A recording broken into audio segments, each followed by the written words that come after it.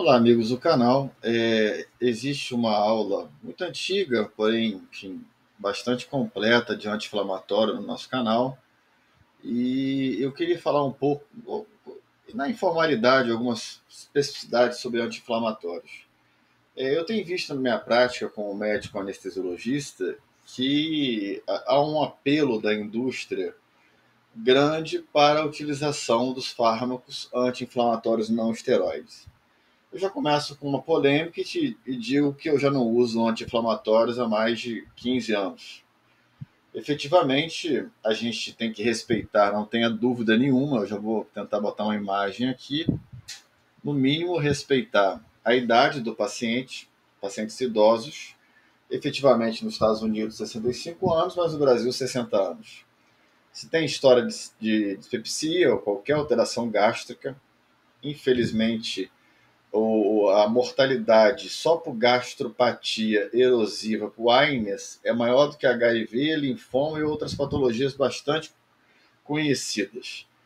Se o paciente já toma altas doses de anti-inflamatório, terapias combinadas de anti-inflamatório, existem inúmeras contraindicações. Me preocupa muito a questão da úlcera, me preocupa muito a questão da associação com corticoide anticoagulante, entre outras situações.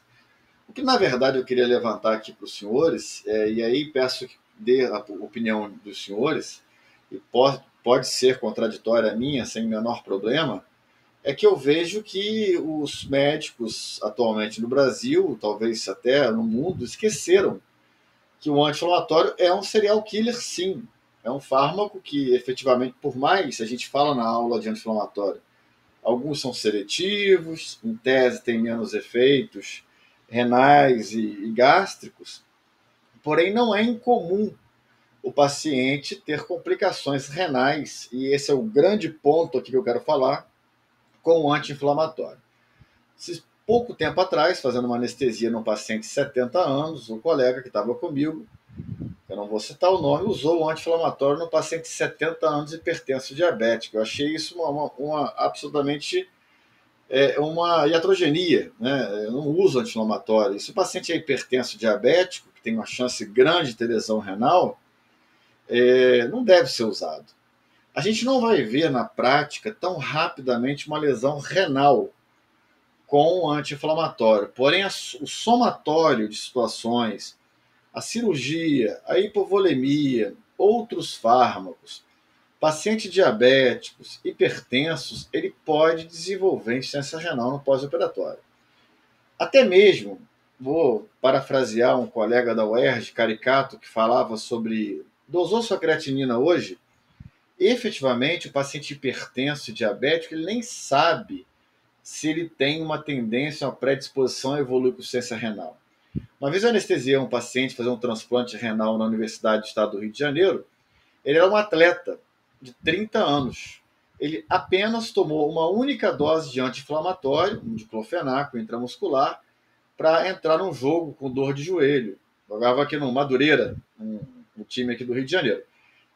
Num sol de talvez 40 graus, né, o time pequeno joga de dia, efetivamente ele fez uma lesão renal aguda e evoluiu para insuficiência renal crônica.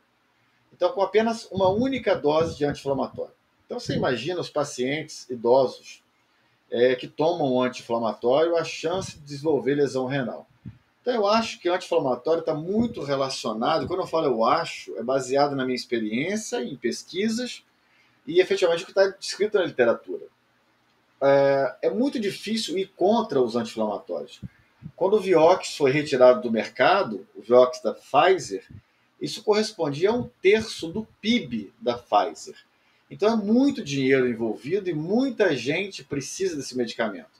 Então eu acho que tem muito viés em relação ao anti-inflamatório. Então, para não falar nem bem nem mal, já falei mal, efetivamente eu quero que vocês entendam que, para começar, anti-inflamatório nunca em pacientes acima de 60 anos. Nunca em hipertenso diabético, independente da idade. Nunca em pacientes com fator de risco para sangramento e com qualquer tipo de gastropatia. Porque, no final das contas, trocar o opioide, que nós sabemos que é um big problem, para o anti-inflamatório, não é uma opção boa.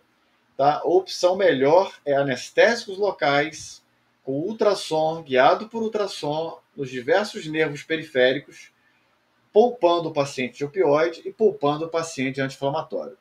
Não podemos pensar que o anti-inflamatório é a solução do problema quando eu tiro o opioide. O anti-inflamatório não tem ganho quase nenhum, efetivamente. Tentaram fazer subaracnoide, periférico, nada disso deu certo.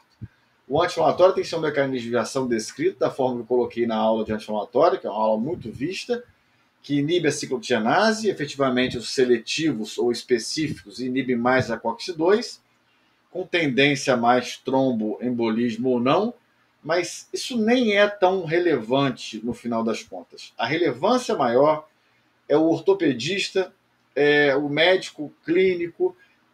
Dou o exemplo da minha mãe, com 78 anos, que efetivamente foi no ortopedista com dor no joelho e ganhou um anti-inflamatório por 15 dias. E evoluiu efetivamente não tão bem. Então, eu não uso anti-inflamatório, fiquem à vontade para utilizar. Cuidado com o viés da indústria e cuidado a quem vocês indicam os anti-inflamatórios.